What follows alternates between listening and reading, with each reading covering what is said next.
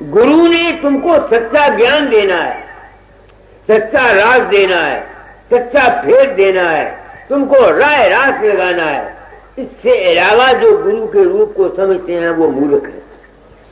तो जब तक तुम यहां पर हो इस दुनिया में, तुमको क्या करना चाहिए? रूहानी दुनिया तो एक और चीज है, यहां क्या करना चाहिए? शब्द सुना दो, मुझे रस मिल जाएगा। देखो मेरे प्यारे भाई, जरा समझ के रहना, खोटे न कर्म करना, खोटी न बात कहना। तू समझता है कि नहीं समझता?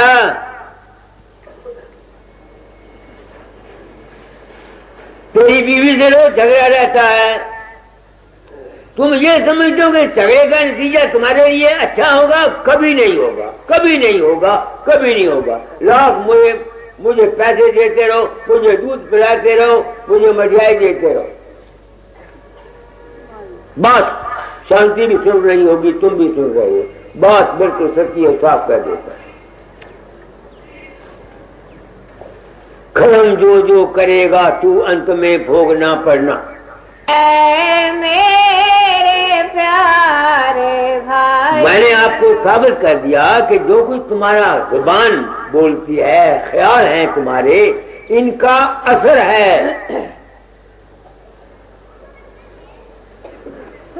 इनका असर है। तो जो कुछ हम सोचते रहते हैं ऊट पटांग, इनका असर जाएगा कहां, बच कहां सकते?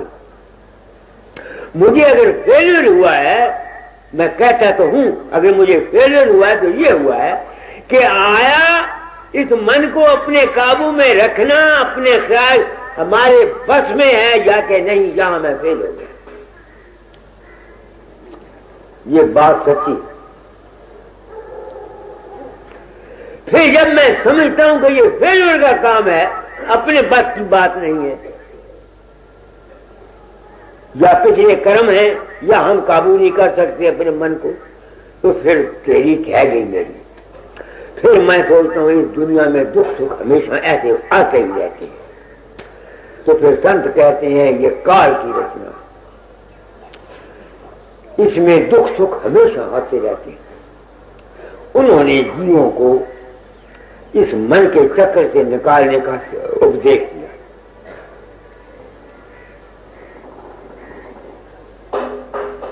मैं पुराने साल का हो गया, बाद वक्त मेरे अंदर भी कोई ऐसा ख्याल पैदा होता है जिसको मैं नहीं चाहता, मगर पैदा होता है। ज्ञान की चीजें उसको काटता हूं, मगर होता है। मैं सोचता हूं क्यों होता है? एक ही जवाब है कि ये मेरे पिछले कर्म है। अगर कर्म नहीं तुम मानते तो जिस कुदरत ने दुनिया को बनाया है वो जालिम है। संत स्वाद से दुनिया को बनाने वाले को जालिम और निर्दयी कहते हैं, काल कहते हैं। ये जालिम है, ये काल है। वो कहते हैं जीवन को, भाई अगर तुम हमेशा सुख चाहते हो, चक्कर से निकलना चाहते हो, तो इस काल निर्दयी से निकल जाओ। तो उससे निकलने के लिए वो क्या बताते हैं कि अपने अंतर मन से परे चले जाओ। यही बाबा सावन सिंह कहता गया, 10वें द्वारे लगो तगे सदगुरु होता। बात एक ही है, तजे ज्ञान। तो जब तक कोई आदमी मन के चक्कर से ऊपर नहीं जाएगा, वो बेशक लाख कोशिश करे, उसको बहुत कुछ दुनिया में फायदा हो सकता है, मगर ये ऐसा एक कानून है जहां हमेशा के लिए एक रस जीवन गुजारना महामुकदमा है, गुजर नहीं सकते। लाख कोई कोशिश करे। मैं अपनी बाबत आपको बताता हूं, दूसरों की बाबत मैं नहीं जानता। ये चक्कर है काल का, मन का जितना चक्कर है ये सब काल का चक्कर है। यानी क्रिएटर कौन है? संकल्प। तुम्हारा मन जो है ये काल की अंश। तो वो कहते हैं भाई जब तक हो सकता है करो। तो हमेशा के लिए अगर तुम बचना चाहते हो तो भाई अपने अंतर प्रकाश और शब्द को पकड़ो, बस अपने अंतर प्रकाश और शब्द को पकड़ो। जो रूप बाबा फकीर का तुम्हारे अंदर आता है वो तुम्हारा अपना ही मन का रूप है। तुमको मैं कह देता हूं, सब इसी भ्रम में पड़े हुए हैं। मैं वो राज बताया जाता हूं, खोले जाता हूं।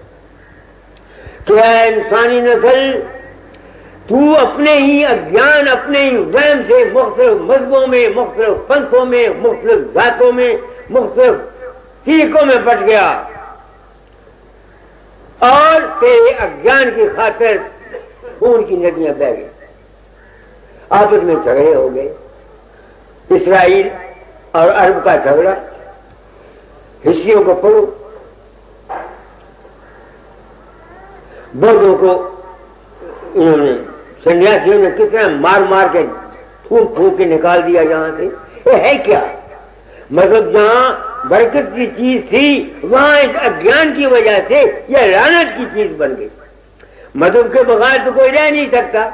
मजहब एक असूल है जिससे हमको शांति मिले, और वो असूल यही है कि अपने मन वचन कर्म पर काबू रखो। तो जब संतों ने देखा कि यह दुनिया काल का चक्कर, मैं खुद इस चक्कर में पड़ा रहा, ये संसार सारा काल का चक्कर है, मैं खुद इस मन के चक्कर में था, तो दादा मुझे कहते हैं निकालो काल चक्कर एक सहजान लोला चूहे अतिरस। ये जो इस दुनिया का पैदा करने वाला है वो है नूर, प्रकाश। उसका जिस्म भी है ये अस्थूल मादा, उसका मन भी है ख्यालात, उसकी रूह भी है प्रकाश। ये उसकी क्रिएशन है सारी। तो जब तक इस क्रिएशन में हमारी सुर्त है, हम दुखों सुखों से बच नहीं सकते। हाँ, किसी हद तक तुम शिव संकल्प रखो तो अपनी दुनिया को किसी हद तक बेहतर बना सकते हो, मगर कहां तक बनाओगे? ये कर्म का इतना स्थूल है जिस पर चलना महा मुश्किल हुआ है। अब हैरान होंगे, काल है क्या? वो नहीं तुम समझ सकते। जो पढ़े लिखे वाले वो समझे।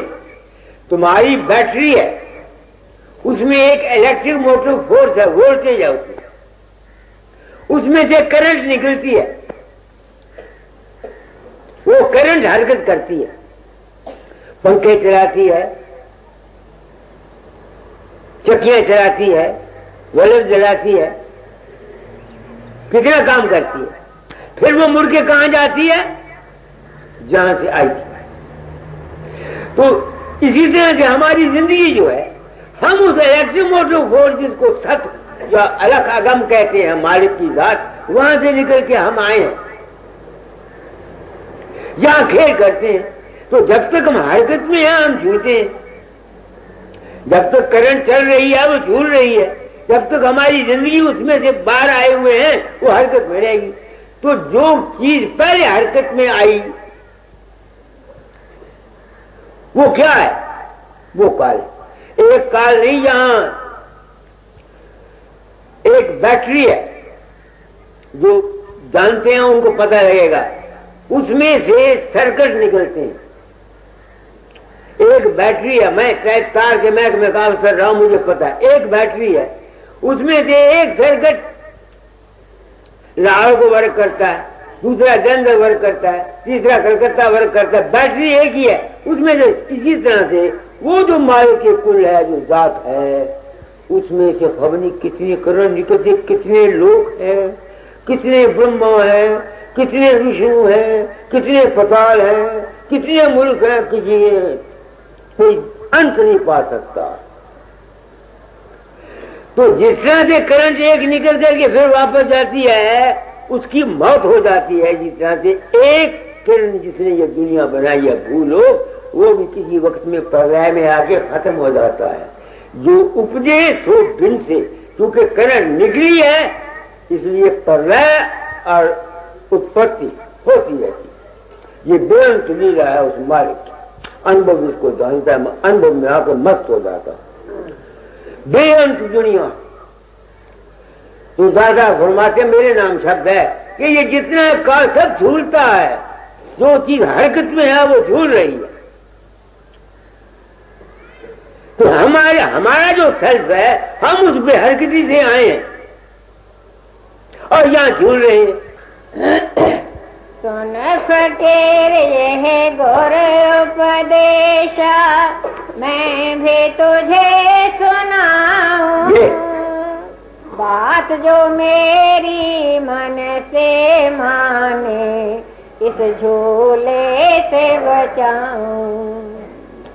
खेल खिलाऊं सुगम सहेला, सुरत शब्द मत गाऊं, काल हिंडोले से तो बातें विधि विचित्र समझाऊं। मैं काल हिंडोले से निकल नहीं सकता था।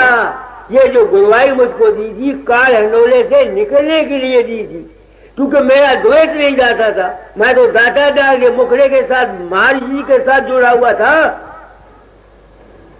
तो जब तक कोई आदमी बाबा सावन सिंह, फकीर चंद या किसी गुरु के साथ, बार के साथ जुड़ा हुआ है, वो काल चक्कर से नहीं बच सकता। ये सब भूले हुए हैं दुनिया वाले। जब तक कोई आदमी राम के तरसतारी के साथ, कृष्ण के साथ, बाबा सावन सिंह के साथ, फकीर चंद के साथ, महाराज के साथ जुड़ा हुआ है, वो तो काल चक्र के बीच में है। हाँ, उसकी पीन कड़ी रहेगी, यानी उसके विश्वास से उसको सिद्धि शक्ति आ जाएगी, मन को आनंद मिलेगा, पुत्र भी मिल जाएंगे, तियां भी मिल जाएंगी, दौलत भी मिल जाएगी, ये चीज मिल जाएगी, मगर बेड़ा पार नहीं होगा। ये मुझको समझ नहीं आती थी। तो उन्होंने कहा था, फकीर तुमको पहुंचाने वाले सदगुरु सत्संगियों के रूप में मिलेंगे। तो जब से तुम लोगों से मैंने सुना कि मेरा रूप तुम्हारी मदद करता, मैं तो होता नहीं, तो मुझे यकीन हो गया कि सब मन का चक्कर है। अब मैं अपनी सोच को शब्द और प्रकाश में ले जाता हूं। और ये राधा स्वामी मत में लिखा हुआ है, राधा स्वामी ज्ञान शब्द स्वरूप है, उनके चरण प्रकाश। मगर जो वहां तक नहीं जाना चाहते, उनको जो गुरु रूप है जिसका वो ध्यान करते हैं, मैं नहीं कहता तुम मेरा करो, जिस जिस गुरु के पास ले जाओ उसी का करो, मैंने क्या लेना तुम लोगों से। तुम्हारा विश्वास करने से तुम्हारी दुनिया बन जाएगी। इस वास्ते आमतौर पर दुनिया को सिमरन ध्यान दिया जाता है ताकि तुम्हारी दुनिया बन जाए। अगर दुनिया से पार जाना चाहते हो तो वे प्रकाश और शब्द को पकड़ना होगा। आगे बोलो, क्या कहा मैंने? कर सत्संग विवेक से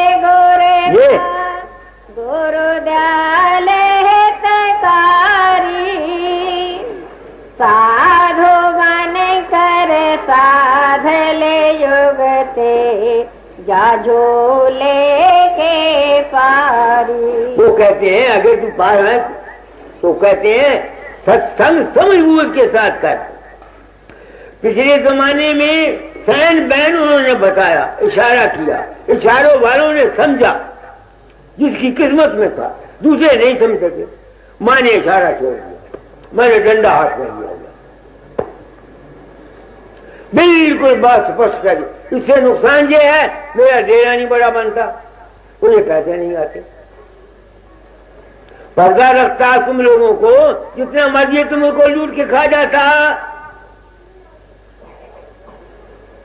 तुम देते हैं ज्ञान में आकर, अब कौन देता है? मगर मैं चूंकि वक्त का संतगुरु, इसलिए मैंने तालीम को बदल दिया। यही बात बाबा सावन सिंह कहते थे, और तुझी मेरी गल नहीं सुन दे, कोई डंडे मार आ जाऊगा तो हम समझाऊंगा। बाबा सावन सिंह सत्संग में कहा करते थे कि तुम मेरी बात को नहीं समझते, को डंडे मार, वो डंडे मार हूं। जिनके भाग में है वो मेरे डंडे सहे और बात को समझे और अपना जन्म बनाए। जिनके भाग में नहीं है, मैं क्या करूं? आगे नर शरीर सुर दुर्लभ पाया, सत्संगत में आया, तेरा दांव पड़ा है पूरा, कुछ समझ तज माया। वो कहते हैं सोच समझ के माया तज, मुझसे तजी नहीं जाती। ये सोच समझ मुझको तुम लोगों से हुई, जिनके अंदर मेरा तुम लोग आए, इसी वास्ते मैं इस उम्र में तुम सत्संगियों को अपना सच्चा सदगुरु मानता हूं। मैं वहां गया कृष्ण के पास, जब जाता था उसके पांव पर मत्था टेकता था, और जब वहां से आता था उसके पांव पर मत्था टेकता था। उसकी आंखों में मोतिया, मैंने कहा पक गया, ऑपरेशन करा दे। 500 रुपया दे के आया उसको अपने पास से कि ऑपरेशन करा दे। मैं आप लोगों को इस उम्र में सच्चा सदगुरु मानता हूं, क्योंकि तुम लोगों से मुझे ये राज मिला। मैं उस मालू को मिलना चाहता था जिसका जिक्र पहला शब्द बोलो जो तुमने पढ़ा था, दाता जार का।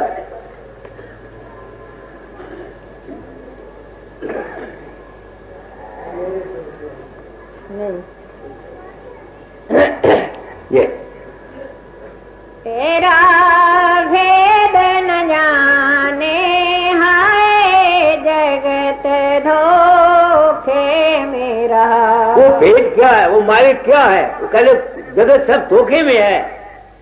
कैसे धोखे में है? कोई राम के रूप को खुदा समझता है, कोई बाबे फकीर के रूप को खुदा समझता है, कोई किसी को खुदा समझता है, कोई प्रकाश को खुदा समझता है। असल में वो बात नहीं है। वो क्या है मालिक? आगे पढ़ो। बिन बानी का शब्द है, बिन अक्षर का ग्रंथ, बिन मन बोधे विवेक है, बिना डगर का पंथ। अब तुम देखो, बिना वाणी के शब्द होता है और बगैर मन और बुद्धि के विवेक होता है। कौन समझेगा इसको?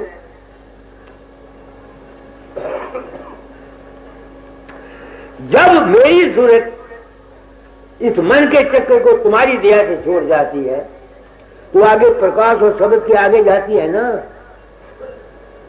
तो वहां है क्या? मन तो है नहीं, वहां मेरे अपने ही रूप की एक चैतन्य अवस्था है, फीलिंग्स ऑफ एग्जिस्टेंस है, उसका जो भान है वो है मन चित्त से बगैर विवेक करना। वो जो इलेक्ट्रोमोटिव फोर्स है, जो मैंने अब बिल्ली की मिसाल दी है, वो है मालिक, वो हमारी जात। तो मुझको सिर्फ वहां तक पहुंचाने वाले तुम लोग हो, दया दाता दया किया। मैंने इन लोगों को ज्ञान दा के इनको जो उनको कहता हूं नामदान सत्संग कराया करो। क्यों कहता हूं? इसलिए नहीं कि ये तुम लोगों को लूटे, इसलिए कि अगर ये सचमुच हकीकत के मसलासी हैं तो इनको असलियत का पता लग जाएगा जब इनका रूप लोगों के अंदर प्रकट होगा। ये कमालपुर वाली माई है। मैं वहां मारेटा हूं सत्संग करा तो मैंने कहा किसी ने मांगना मांगो। कहा माता जी मुझे नाम दे दो। मैंने कहा मैंने नाम नहीं दिया रहा, तो नाम मेरा ध्यान किया गया। इसमें 3 साल के अंदर इसके दर्जे पास हो गए। अब जब इसका रूप दूसरी औरतों के अंदर प्रकट होता है तो मैं पूछता तू जाती है नहीं? मैंने कहा तुमको पता है क्या? मैंने इनको काम इसलिए दिया है, मगर अगर ये धोखेबाज है, मक्कार है, तो ये सच्चाई ना बयान करके लोगों को लूटेंगे, अपना मान लेंगे। बात आपकी समझ में आई? मैंने क्या कहा? आगे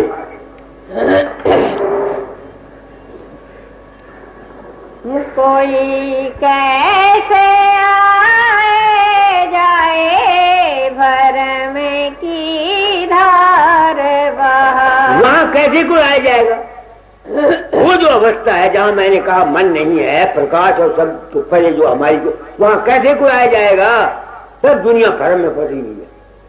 आगे सत तत के शिखर पर द्वैत अद्वैत न कोई, मन चिऊटा फिसला गिरा बुद्ध माथे रही सो।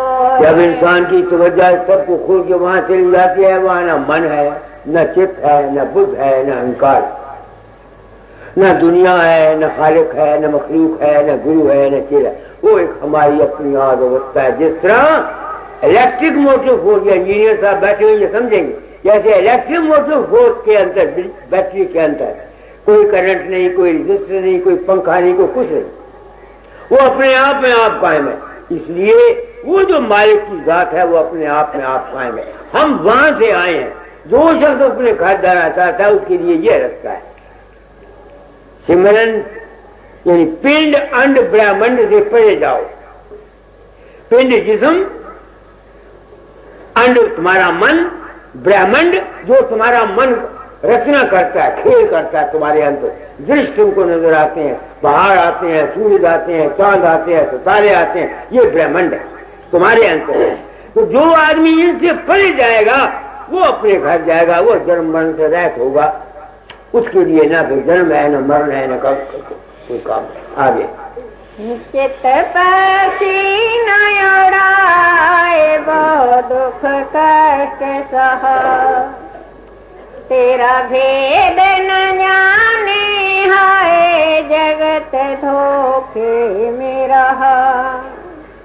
बिन बादल पानी बरस, बिना बूंद का में, भीजे तन मन सहज में, नगर में और गे। क्या मतलब है? दाता को पता होगा, मैंने क्या समझा। जिसकी सूरत वहां रहती है वो वहां ठहर जाती है, उसको क्या होता है? शांति मिल जाती है। जिस्म में शांति, मन में शांति नहीं समझ में आती है। जिस तरह बारिश पड़ के शांति होती है ना, शांति मिल जाती है। वहां का तुम नहीं समझते, यूं देख रहे हो। जब तुम सारे दिन के थके हुए होते हो, जिस्म भी दर्द करता है, दिमाग भी काम करता। अगर गहरी नींद रात को तुम सो जाओ तो जब उठो क्या होता है? तुम्हारे जिस्म को आराम होता है, मन को शांति होती है, ठंडी को होती है कि नहीं होती? ये तो गहरी नींद की बात है। तो जिसकी तवज्जो वहां चली जाती है उसका तन मन सब शांत हो जाता है। तो मंजिल मकसूद है क्या? शांति।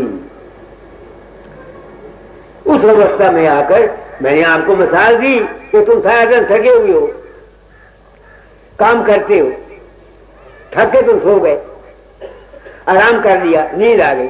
जब उठोगे क्या होगा? तुम्हारा जिस्म भी शांत है, मन भी शांत है, तबीयत भी ठीक है कि नहीं? ये तो नींद इस जिस्म की है और वो नींद सूरज की है। ये नींद इस जिस्म की है, एक नींद मन की है, एक नींद आत्मा की है और एक नींद सूरज की है। जिस्म की नींद तो तुम समझते हो गहरी नींद, मन की नींद है निर्विकल्प समाधि। मन की नींद है निर्विकल्प समाधि और रूह की नींद है शब्द का सुनना। और सूरज की नींद क्या है? अनामी था, न मैं न तू, न खालिक न मखलूक, न सतनाम न नाम न अनामी।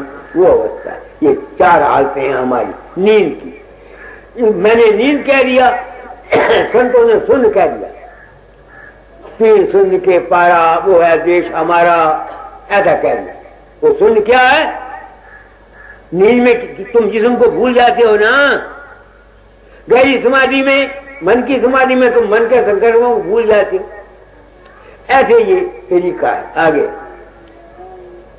चाहों बरसाए घटा छाई है महा, तेरा भेद न जाने, हाय जगत धोखे में रहा। मन अलसाना मन बन, बोधे बनी अबोध, चेते अचेत चेते नहीं, कैसे पावे सो।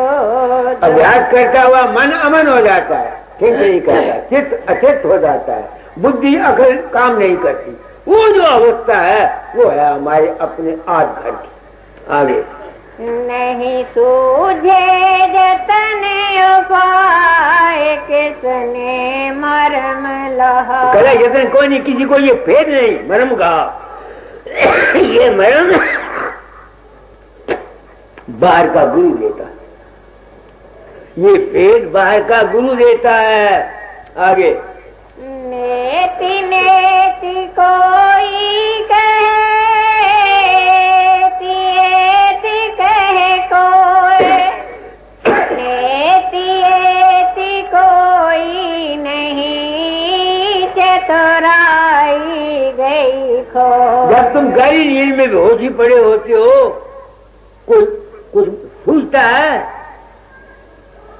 कुछ नहीं ना। ऐसे ही जब आदमी जागता हुआ थोड़ा समय, वहां एती कैसी नेति कैसी, साइलेंस, खामोशी। आज हमारी वो अवस्था अनामी था। गुरु नानक साहब ने उसको अकाल पुरुष कहा है, कबीर ने उसको अनामी पद कहा है। आगे जब सतगुर भय सहाय, राधा स्वामी चरण गहा। जब सदगुरु सहाय करता है, मैंने अपने आप को संत सदगुरु कहा, अपने आत्मा से पूछता हूं, बुद्धि खाकर मर जाएगा, अहंकार करेगा, अहंकार नहीं करता। सदगुरु नाम है सच्चे ज्ञान का, सच्ची बात का, सच्चे राज का। मैं वो देता रहता हूं सत्संगों में, जो भी मेरे पास आता है। जिसकी मर्जी है ले, जिसकी मर्जी ना। गंगा बह रही है, गंगा ने तो बहना ही है।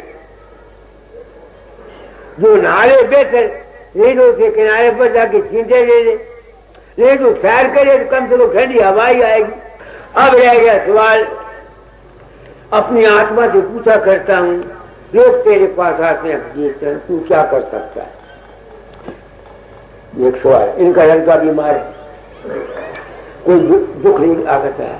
मैं अपनी आत्मा से पूछता हूँ, तूने मकड़ी का दायरा बना लिया, व्हाट कैन यू डू? मैं शुभ भावना देता हूं, बस सच्चे दिल से चाहता हूं। जिस नियत से कोई मेरे पास आता है, उसका नियत, उसका कर्म, उसकी भावना पूर्ण हो। इसके सिवा मैं और कुछ नहीं कर सकता। शायद दूसरे महात्मा कर सकते हैं, मैं नहीं जानता। गुड विशेष देता हूं। तुम निर्धन हो, दुखी आते हैं मेरे पास, मैं चाहता हूं इनको धन की तकलीफ दो, या बीमार, मैं चाहता हूं ये राजी हो जाए। इसके सिवा और मैं कुछ नहीं कर सकता। आपका जी चाहे मेरे सत्संग में आओ, आपका जी चाहे मत आओ, मैं शुभ भावना दे सकता हूं। बाकी जो आदमी मेरे पर विश्वास कर जाते हैं, उनके काम बन जाते हैं। विश्वास करना तुम्हारा काम है, मेरा काम एक। दूसरा, जो अनुभव, जो ज्ञान मैंने हासिल किया है, जो कुछ मेरी समझ में आया है, वो मैं ये दावा नहीं करता कि मैंने जो कुछ समझा यही ठीक है। ये दावा नहीं करता कि मैं जो कुछ कहता हूं यही ठीक है। कुदरत के खेल का किसी को क्या पता रहेगा? लाखों मेरे जैसे फकीर आए, यहां बोलियां बोल के चले गए। लाखों पैगंबर आए, खेल दुनिया का। जिसकी बात समझ में आ गई, जिसने करना था वो उनकी सत्संग से तर गया, जिसने नहीं करना था तर गया। दुनिया जैसी है वैसी की वैसी, कुत्ते की दुम। तो आप लोग आ जाते हैं, तुम लोग आते हो। मैं सच्चे दिल से चाहता हूं दाता की दया करे, तुम्हारी जो मनोकामनाएं हैं वो पूर्ण। यही कुछ मैं कर सकता हूं। दूसरा, जो मैंने समझा वो आपको बता देता। सब पूरा का स्वामी आरती कर। शरण शरण की वंदना, नित कोई और न गाऊं। गुरु बसो चित आए मेरे, बख्श दो निज नाम। तेरी शरणागत हुआ जब, किसकी राखूं आस तो तेरी दया की, जग से रहूं उदास। रूप ध्यान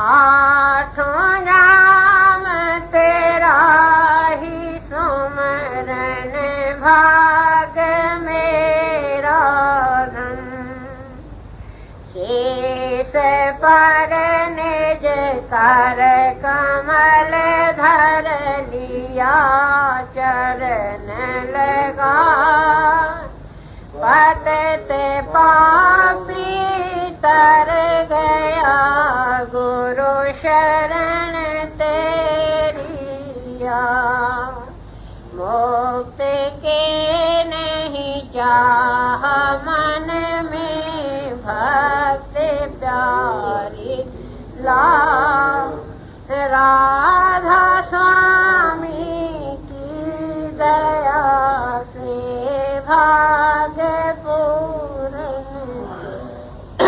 मुक्ति के नहीं चाह मन में भक्ति प्यारे ला राधा स्वामी की दया से भाग्य पूर्ण